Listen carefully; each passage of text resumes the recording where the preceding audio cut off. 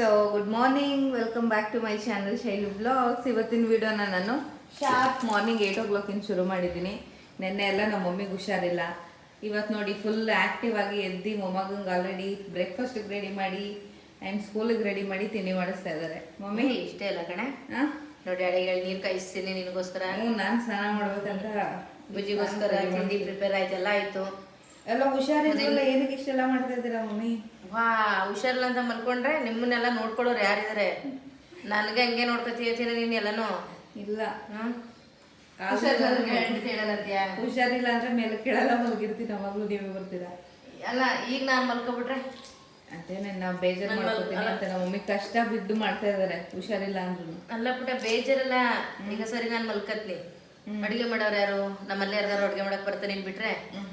ಮತ್ತೆ ಎಲ್ರಿಗೂ ತಿಂಡಿ ಊಟ, ಇವನ್ ಬುಜ್ಜಿ ಸ್ಕೂಲು, ನಿನಗೆ ಊಟ ತಿಂಡಿ ಎಲ್ಲನೂ ಕೊಡೋರು ಯಾರು? ಅದ್ರಲ್ಲೂ ವೆರೈಟಿ ಮಾಡ್ಲೇಬೇಕಲ್ವಾ? ವೆರೈಟಿ ಮಾಡ್ಲಿಲ್ಲ ಅಷ್ಟೇ ಅಲ್ಲ. ಇವತ್ತು ಬೆಳಗ್ಗೆ ಎದ್ದು ಡ್ಯಾಡಿ ಟೀ ಕೊಟ್ಟು ಅಡುಗೆ ತಿಂಡಿ ಪ್ರಿಪೇರ್ ಮಾಡಿ ಆಲ್ರೆಡಿ ಒಂದು ವ್ಲಾಗ್ ಮಾಡಿ ಈಗ ಬುಜ್ಜಿ ಬೇಬಿ ತಿಂಡಿ ಮಾಡಿಸ್ತಿದ್ದೀನಿ. ಮಾಡಿಸಿಟ್ಟು ಬಂದು ನಿಮಗೂ ಪಾಪು ಸ್ನಾನ ಮಾಡಿಸ್ತೀನಿ. ಹುಷಾರಾಗಿದ್ದೀರಾ? ಪರವಾಗಿಲ್ವಾ? ಪರವಾಗಿಲ್ಲ. ನೀನು ನಾನು ನೋಡಿದ್ರೆ ಗೊತ್ತಾಗಲ್ವಾ? ಇಲ್ಲಾಂದ್ರೆ ಮಗು ಅನ್ಕೊಂಡೆ ತಿಂಡಿ ಮಾಡ್ಕೊಂಬಂದು ಅನ್ಕತೆ ಕೊಡ್ಬಿಟ್ಟು ಹಿಂಗೆ ಅನ್ಕೊ ಮಲಿಕೊಬಿಡ್ತೀನಿ ಅಲ್ಲ. ಹಂಗೆ ಮಾಡೋದು ನಾನು. ಹಿಂಗೆ ಮಗ ಇಳಿ ಬಿಡ್ಕೊಬಿಟ್ಟು ತಿಂಡಿ ಮಾಡ್ಬಿಟ್ಟು ಶೈಲಿ ಹೇಳೋ ಮಾಡ್ಕೊಂಡ್ಬಿಟ್ಟು ಇಲ್ಲಿ ಮ್ಯಾಟ್ ಹಾಕಿದ್ನಲ್ಲ ಒಂದು ದಿಮ್ತ ಸುಮ್ಮನೆ ಮಲಗ್ತಾರದೆ ಮೇ ಕೇಳಲ್ಲ. ಮತ್ತೆ ಮಧ್ಯಾಹ್ನ ಅಡುಗೆ ಟೈಮ್ಗೆ ಎದ್ಬಿಟ್ಟು ಮಾಡ್ಬಿಟ್ಟು ಶೈಲಿ ಊಟ ಕೊಟ್ಟು ಮತ್ತೆ ಹಂಗೆ ಮನೆ ಕಳೆದ ಹಂಗೆ ಮಾಡಿದ್ದೀನಲ್ಲ. ಎಲ್ಲ ತಿಂಡಿ ಮಾಡಿಲ್ಲ, ಶೈಲಿಗೆ ಹೇಳಿಲ್ಲ ತಿಂಡಿ ಮಾಡ್ದ ಮಮ್ಮಿ ಅಂತ ಮಾಡಿಲ್ಲ ಮಾಡ್ದೆ ಅಂದ್ರಲ್ಲ ಮಮ್ಮಿ. ಆ ಬಾತೆಲ್ಲ ಪಾಪ ಹಂಗೆ ಉಳಿದ್ರು. ರಾತ್ರಿ ಬಂದು ಡ್ಯಾಡಿ ತಿಂತು ಬೈಕೊಂಡು ಮಾಡಿ ಮಾಡಿ ಎಲ್ಲ ಹಾಳು ಮಾಡು ಅಮ್ಮ ಮಗ ಇಬ್ರು ತಿಂದಂತಾನೆ ಅನ್ಕೊಂಡು ಅದು ತಿಂತಲ್ಲ. ಹಾಗಾಗಿ ಇವತ್ತು ಓಕೆ ರೆಡಿ. ಈಗ ಆಲ್ರೆಡಿ ಮಾಡ್ಬಿಟ್ಟು ಎಲ್ಲ ಕೆಲಸ ಬದ್ಲು ಕಾಲ್ ಮಾಡಬೇಕು. ಬುಜಿಮ್ಮ ಪೂರಿ ಹೆಂಗಿದೆ ಮಮ್ಮಿ? ಇಷ್ಟ ಆಯ್ತಾ? ಅಯ್ಯೋ ಒಂದೇ ಒಂದು ಸಾಕಂತ ಅಲ್ಲ ಬಾಸ್. ಎಂತ ಆಯ್ತು ನಿಮ್ಗೆ? ಯಾಕೆ ಸ್ವಲ್ಪ ತಿಂಡಿ ಊಟ ಡಯಟ್ ಮಾಡ್ತಿದ್ಯಾ? ಡಯಟ್ ಮಾಡ್ತಿದ್ಯಾ? ಎಲ್ಲ ದಪ್ಪ ಅದೇ ಅಂತ ಬೇಡ. ಎಲ್ಲ 2 ಪೂರಿ ತಿನ್ಬೋದು. ನೀನು ಸ್ನ್ಯಾಕ್ಸ್ ಅದಕ್ಕೆ ಆಗ್ತಾ ಇರಲ್ಲ. ಮುದ್ದೆ ಕೊಡಲ್ಲ ಮಾಡ್ಕೊತೀವಿ ಬಾಯ್ಸ್ಕೊಡ್ತೀಯ. ಸೊ ನಮ್ಮನೆ ಇವತ್ತು ತಲೆಕಾಲು ಸಾಂಬಾರು. ನಿಮ್ಮ ಮುಳ್ಳೆ ಕಟ್ತಿದೆಯಲ್ಲ ಅದೇನೆ ನಾನು ಇದ್ದದೆಲ್ಲ ಬಂದು. ಸೊ ನೋಡಿ ಫ್ರೆಂಡ್ಸ್, ತಲೆಕಾಲು ಸಾಂಬಾರು, ರೈಸ್, ಮುದ್ದೆನೂ ಮಾಡಿದ್ದೀನಿ. ಮುದ್ದೆ ನನಗಲ್ಲ,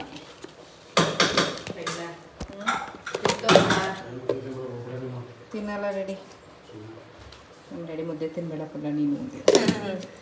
ನೋಡಿ ತೋರಿಸ್ತಾ? ತೋರಿಸ್ದೆ. ರಾಗಿ ಮುದ್ದೆ, ಬಿಸಿ ಬಿಸಿ ರಾಗಿ ಮುದ್ದೆ. ನಿನಗಂತೂ ಇಲ್ಲ, ನಿನಗಂತೂ ರಾಗಿ ಮುದ್ದೆ ಇಲ್ಲ ಪುಟ. ಎಸ್, ತಿನ್ನೋದ್ರೆ ಇಷ್ಟನೂ ಇಲ್ಲ ಶೈಲಿಗೆ. ಅಷ್ಟಾಗಿ ರಾಗಿ ಮುದ್ದೆ ಇಷ್ಟನೂ ಅಷ್ಟೊಂದೇನು ಇಷ್ಟ ಇಲ್ಲ, ಒಂದು ರೇಂಜಿಗೆ ಅಷ್ಟೆ. ಒಂದು ರೇಂಜ್ಗೆ ಆದರೂ ಮಟನ್ ಸಾಂಬಾರಿಗೆಲ್ಲ ಮಾಡ್ಕೊಟ್ಟ ತಿಂತಾ ಇದ್ಲು ಸ್ವಲ್ಪ. ಈ ಟೈಮಲ್ಲಿ ಮುದ್ದೆ ಕೊಡೋಂಗಿಲ್ಲ ಅಂತ ಹೇಳ್ಬಿಟ್ಟು ಕೊಡ್ತಾ ಇಲ್ಲ ಅಷ್ಟೇ. ಎಸ್, ಬನ್ನಿ ಊಟ ಮಾಡೋಣ. 1:30 ಆಗಿದೆ ಟೈಮ್. ಬರೀ ಮೂಡನೇ ಇದೆ ತರಕಾರಿ ಮೇಲೆ. ಇಲ್ಲ ಪೀಸ್ ಹುಡುಕ್ತಾ ಇದ್ದೀನಿ, ಸಿಗ್ತಾ ಇಲ್ಲ. ಸಾಕು ಬಿಡಿ ಮಮ್ಮ, ಒಂದು 8 ಪೀಸ್ ಹುಡುಕ್ತಿರ ತಲೆಕಾಲಲ್ಲಿ. ತರಕಾರಲ್ಲಿ 8 ಪೀಸ್ ಹುಡುಕರಿ ಇದೆ. ಇರ್ತೇವೆ ಅದರಲ್ಲೂ ಕೂಡ ಒಳ್ಳೆ ಪೀಸ್ಗಳು. ಮೂಳೆ ಇಲ್ಲದ ಇನ್ನು ಮೊದಲೇ ತರಕಾರಿ ಇಷ್ಟ ಇಲ್ಲ.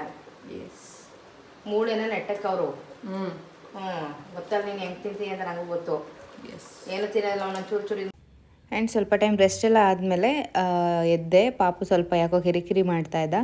ಅವನ್ನ ಈ ಥರ ಶೋಲ್ಡರ್ ಮೇಲೆ ಹಾಕ್ಕೊಂಡು ಸ್ವಲ್ಪ ಹೀಗೆ ಮೂವ್ ಮಾಡಿಸ್ತೀವಿ ಅಂತಂದರೆ ಅಲ್ಲೇ ತಾಚಿ ಮಾಡಿಬಿಡ್ತಾನೆ. ಆಮೇಲೆ ಕ್ರ್ಯಾಡಲ್ಗೆ ಹಾಕಿದ್ರೆ ಆರಾಮಾಗಿ ಮಲ್ಕೋತಾನೆ. ಇನ್ನು ಪುಟಾಣಿ ಅಲ್ವಾ ಅವನು. ಸೊ ಹಾಗೆ ಮಲ್ಕೋತಾ ಇದ್ದ. ನಾನು ಕೂಡ ಒಂದು ವೀಡಿಯೋ ಕ್ಯಾಪ್ಚರ್ ಆಗಲಿ ಅವನ ಜೊತೆ ನಾನು ವೀಡಿಯೋನೇ ಮಾಡಿರಲ್ಲ. ಯಾಕಂತಂದರೆ ಏನೋ ಒಂಥರ ಇನ್ನೂ ಚಿಕ್ಕವನು, ಭಯ ಎತ್ಕೊಳ್ಳೋಕ್ಕೆ ಎಲ್ಲನೂ. ಸೊ ಎತ್ಕೊಂಡಿದ್ಮೇಲೆ ಹಂಗೆ ವೀಡಿಯೋ ಕೂಡ ಪ್ಲೇ ಮಾಡಿಬಿಟ್ಟು ಬಂದಿದ್ದೆ. ಅದು ಹಂಗೆ ವೀಡಿಯೋ ಆಗ್ತಾಯಿತ್ತು. ಆಟೋಮೆಟಿಕ್ ನಿದ್ದೆ ಮಾಡಿಬಿಡ್ತಾನೆ ಹಿಂಗೆ ಹಾಕ್ಕೊಂಡ್ರೆ ಶೋಲ್ಡರ್ ಮೇಲೆ. ಮತ್ತು ಫೀಡೆಲ್ಲ ಆದಮೇಲೆ ಅವನ್ನ ಬರ್ಪಿಂಗ್ ಮಾಡಿಸ್ಬೇಕಲ್ಲ, ಅವಾಗ್ಲೂ ಹಿಂಗೆ ಹಾಕ್ಕೊಂಡ್ವಿ ಅಂತಂದರೆ ಹಂಗೆ ತಾಚಿ ಮಾಡಿಬಿಡ್ತಾನೆ ಆರಾಮಾಗಿ. ಬೆಳಗ್ಗೆ ಎಲ್ಲ ನಿದ್ದೆ, ನೈಟೆಲ್ಲ ಆಟ ಆಡ್ತಾ ಇರ್ತಾನೆ. ಸೊ ಇವಾಗ ಟೈಮ್ ಬಂದ್ಬಿಟ್ಟು ಆಲ್ಮೋಸ್ಟ್ 5:30 ಆಗೋಗಿದೆ. ಈಗ ಅವನ್ನ ತೊಟ್ಲಿಗೆ ಹಾಕ್ಬಿಟ್ಟು ಒಂದು ಸ್ವಲ್ಪ ವಾರ್ಡ್ರೋಬ್ ಎಲ್ಲ ಕ್ಲೀನ್ ಮಾಡಬೇಕು. ಸುನೀಲೆಲ್ಲ ರೆಡಿ ಮಾಡಿದ್ರು. ಇವಾಗೆಲ್ಲ ಆ ಕಡೆ ಈ ಕಡೆ ಆಗೋಗಿದೆ. ಅದನ್ನು ರೆಡಿ ಮಾಡಿಬಿಟ್ಟು ಆಮೇಲೆ ನಾನು ಯಾವ ಬೆಲ್ಟ್ನ ಯೂಸ್ ಮಾಡ್ತಾ ಇದ್ದೀನಿ ಅಂತ ನಿಮ್ಮ ಜೊತೆ ಶೇರ್ ಮಾಡ್ಕೋತೀನಿ. ಸೊ ಬನ್ನಿ ಇವಾಗ ಒಂದು ವಾರ್ಡ್ರೋಬ್ ಎಲ್ಲ ಕ್ಲೀನ್ ಮಾಡಿಬಿಡೋಣ.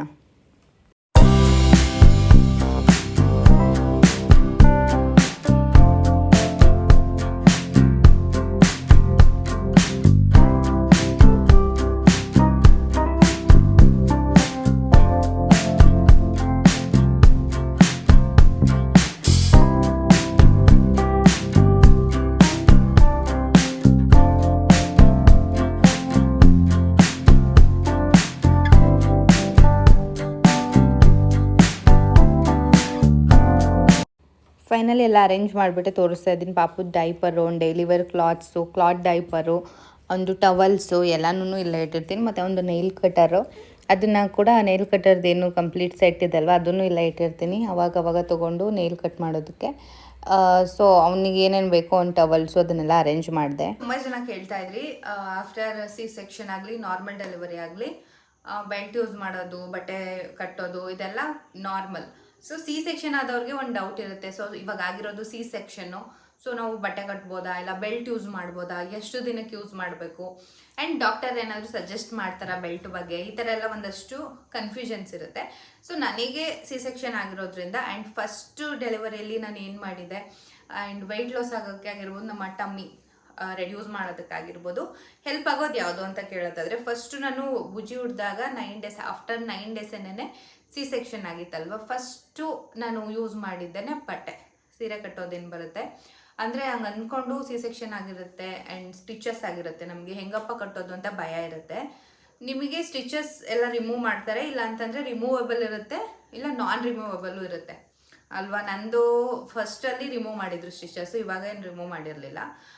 ಸೊ ಫಸ್ಟ್ ರಿಮೂವ್ ಎಲ್ಲ ಆದಮೇಲೆ ನಮಗೆ ಡಿಸ್ಚಾರ್ಜ್ ಆಗಿ ಮನೆಗೆಲ್ಲ ಕಳ್ಸಾದ್ಮೇಲೆ ನಾನು ಏನು ಮಾಡಿದೆ, ನಮಗೆ ಎಷ್ಟಾಗುತ್ತೆ ಕಟ್ಟಬೇಕು ಅಂತ ಹೇಳ್ತಾರೆ ಅಂತ ಬಿಗಿಯಾಗಿ ಎಳೆದು ಕಟ್ಟೋದಲ್ಲ, ನಮ್ಗೆ ಆಗ್ತಿಲ್ಲ ಅಂತಂದ್ರೂ ಫಸ್ಟು ನೀವು ಟೆಸ್ಟ್ ಮಾಡ್ಕೋಬೇಕಾಗುತ್ತೆ ನಿಮ್ಮ ಹೊಟ್ಟೆನ ಯಾವ ರೀತಿ ಕಟ್ಬೋದು, ಆ್ಯಂಡ್ ಪೇಯ್ನ್ ಇದೆಯಾ ಪೇಯ್ನ್ ಇಲ್ವಾ, ಎಷ್ಟಾಗುತ್ತೋ ಅಷ್ಟು ಸ್ವಲ್ಪ ನಾರ್ಮಲ್ ಆಗೇ ಕಟ್ಟಿ. ಬಿಕಾಸ್ ಅದು ನಿಮ್ಮ ಸೊಂಟಕ್ಕೆ ಗ್ರಿಪ್ ಆಗಿರಬೇಕು. ನೀವು ಕಟ್ಟಿದ್ರೂ ನಿಮಗೆ ಪೇಯ್ನ್ ಅಂತ ಅನಿಸ್ಬಾರ್ದು. ಬಟ್ಟೆ ಕಟ್ಟೋದಾದರೆ ಆ ಥರ ಕಟ್ಟಿ. ಸೊ ನಾನು ಒಂದು 1 ಮಂತ್ ಆಗೋವರೆಗೂ ಸ್ಯಾರಿನೇ ಕಟ್ತಾ ಇದ್ದೆ, ಎಷ್ಟಾಗುತ್ತೆ ಅಷ್ಟು. ಬಿಕಾಸ್ ನಡೆದಾಡ್ಬೇಕಾದ್ರೆ ಲೂಸ್ ಅನ್ನಿಸ್ತಾ ಇರುತ್ತೆ ಹೊಟ್ಟೆ ಎಲ್ಲ, ನಮಗೆ ಸೊಂಟ ಏನೋ ಹಿಂಗೆ ಬಕ್ಕೊಳ್ಳೋ ಥರ ಫೀಲ್ ಆಗ್ತಾ ಇರುತ್ತೆ. ಸೊ ಆ ರೀಸನ್ನಿಂದ ನಾನು ಕಟ್ಟಿದ್ದೆ, ಬಟ್ಟೆ ಕಟ್ಟಿ ಆಮೇಲೆ ಬೆಲ್ಟ್ ಯೂಸ್ ಮಾಡಿದೆ. ಇವಾಗ ಈ ಪ್ರೆಗ್ನೆನ್ಸಿಯಲ್ಲಿ ಯಾವಾಗಿಂದ ನಾನು ಬೆಲ್ಟ್ನ ಯೂಸ್ ಮಾಡ್ತಾಯಿದ್ದೀನಿ, ಬಟ್ಟೆ ಏನು ಕಟ್ಟಿಲ್ಲ ನಾನು. ಬಿಕಾಸ್ ನಂದು ಸ್ಟಿಚಸ್ ಎಲ್ಲ ಕಂಪ್ಲೀಟಾಗಿ ವಾಸಿ ಆಗಿದೆಯಾ ಇಲ್ವಾ ಅಂತ ಟೆಸ್ಟ್ ಮಾಡಿದ್ದೇನೆ 15 ಡೇಸ್ಗೆ. 15 ಡೇಸ್ ಆದಮೇಲೆ ಡಾಕ್ಟರ್ ನನಗೆ ರೆಫರ್ ಮಾಡಿದ್ರು ಬೆಲ್ಟ್ ಇದನ್ನು ತೊಗೊಳ್ಳಿ, ಇದು ಬೆಸ್ಟ್ ಅಂತ ಅಂದ್ಬಿಟ್ಟು 15 ಡೇಸ್ ಆದಮೇಲೆ ನಾನು ಯೂಸ್ ಮಾಡ್ತಾ ಇದ್ದೀನಿ. ಸೊ ಯೂಸ್ ಮಾಡೋದ್ರಿಂದ ನಿಜವಾಗ್ಲೂ ಟಮ್ಮಿ ಫ್ಯಾಟ್ ರೆಡ್ಯೂಸ್ ಆಗುತ್ತೆ. ನಾನು ಯೂಸ್ ಮಾಡ್ತಾ ಇರೋ ಬೆಲ್ಟ್ ಬಂದ್ಬಿಟ್ಟು ಈ ಬೆಲ್ಟ್, ಇದು ಈ ಥರ ಬರುತ್ತೆ ಬೆಲ್ಟ್, ಈ ಥರ ಬರುತ್ತೆ. ಸೊ ಇದು ಸಿಕ್ಕಾಪಟ್ಟೆ ಕಂಫರ್ಟೇಬಲ್ ಅನಿಸುತ್ತೆ, ಮತ್ತು ನಮ್ಮ ಸೊಂಟಕ್ಕೆ ತುಂಬಾ ಒಂಥರ ಏನೋ ಸಪೋರ್ಟ್ ಸಿಗ್ದಂಗೆ ಅನಿಸುತ್ತೆ. ತುಂಬ ಸಾಫ್ಟ್ ಆಗಿದೆ.